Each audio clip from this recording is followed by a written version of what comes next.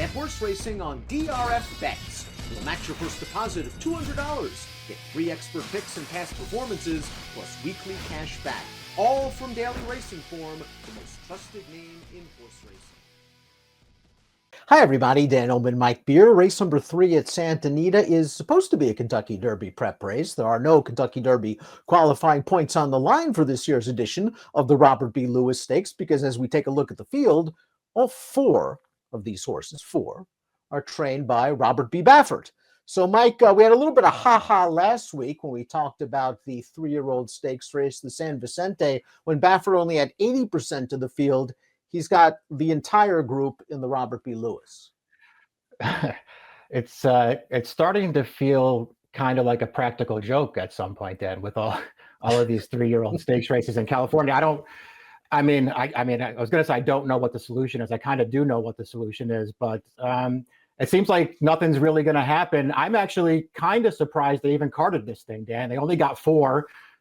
There's no points to be awarded for any of these horses. I'm not really sure why they're carding this race. We take a look at the Timeform US pace projector, and the longest shot on the morning line by far, the number 4 Hard to Figure, the field's lone stakes winner, is expected to make the lead according to Timeform US. Personally, I think Arabian Lion is on a send from the rail. Yeah, I wouldn't be surprised if the one goes to 4. I guess he could make the lead here. Blinkers are going back on. He does have speed. He's also, if you go by our speed figures, he's several lengths slower than all 3 of his stablemates in this race on final time figures anyway. Maybe they just send him in here because that's his running style, but he looks a little bit overmatched. Arabian Lion will also get blinkers once again. He's raced with them in his one and only win. That was his debut, where he beat a couple of other first-time starters by showing speed sprinting. He then was beaten at Keeneland as an odds-on favorite. I thought he ran pretty well that day against a rail-skimming winner, and then he was simply terrible last time out, going 2 turns in the Low Sal Futurity. He was 2-5 that day. He ran like a 20-1 shot. Yeah, that's the real problem with this horse coming into this race as a slight morning line favorite. Listen, maybe you want to give him the excuse that he doesn't like Los Al. I mean, I guess we've seen that happen 1 or 2 times in the past.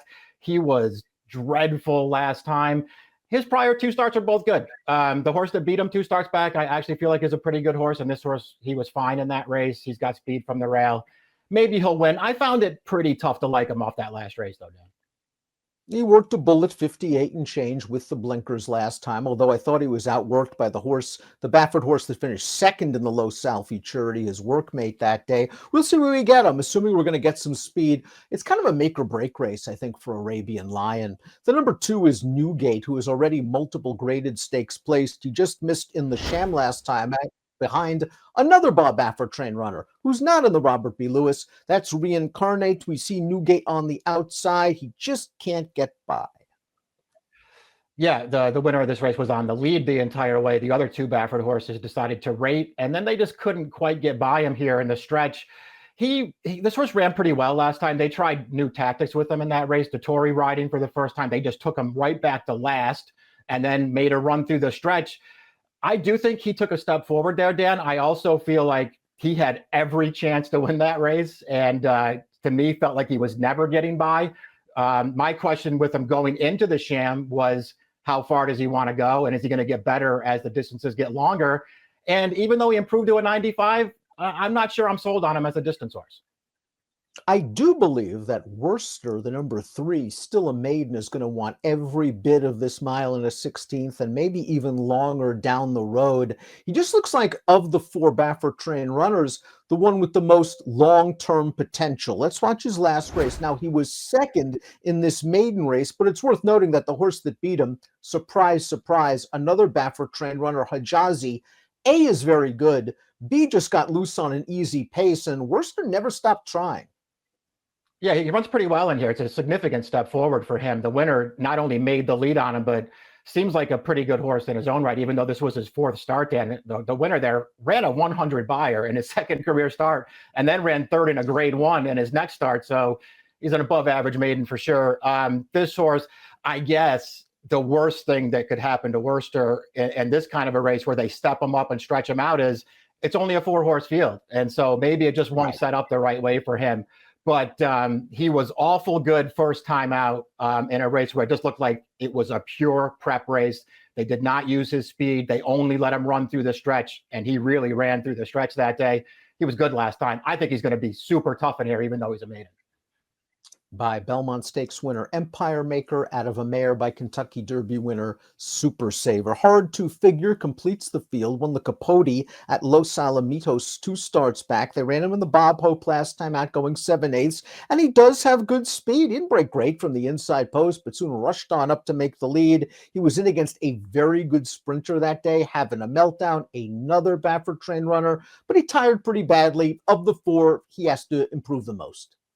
Yeah, he just really wasn't any match last time. It was odd in the early stages of that race when you go back and watch it. It almost looked like he kind of resented Pratt taking a hold of him as they got out of the chute there. He started to get out a little bit, but still, when they came to challenge him, he just was no match. And just based on his first 4 races, seems like it's going to be tough for him to beat this field. Top pick time for the Robert B. Lewis. Which Baffert you got? Worcester, the horse with the most upside potential, might be the 3rd choice in this race. He should be running at the end. Yeah, I mean, he's the only one I can take in here. Not really a big fan of the other 3 Bafferts in here, although they all have, better credentials than Worcester. But I really like this horse. I think there's a chance he turns out to be all right. Last chance for Arabian Lion after that very disappointing performance last time out in the Low Sal Futurity. I think Johnny V is going to send him. I think he'll be in front turning into the stretch, and we'll see what we get. Which Baffert do you like in the grade 3? Robert B. Lewis. It's a Kentucky Derby prep with no qualifying points on the line. Good luck.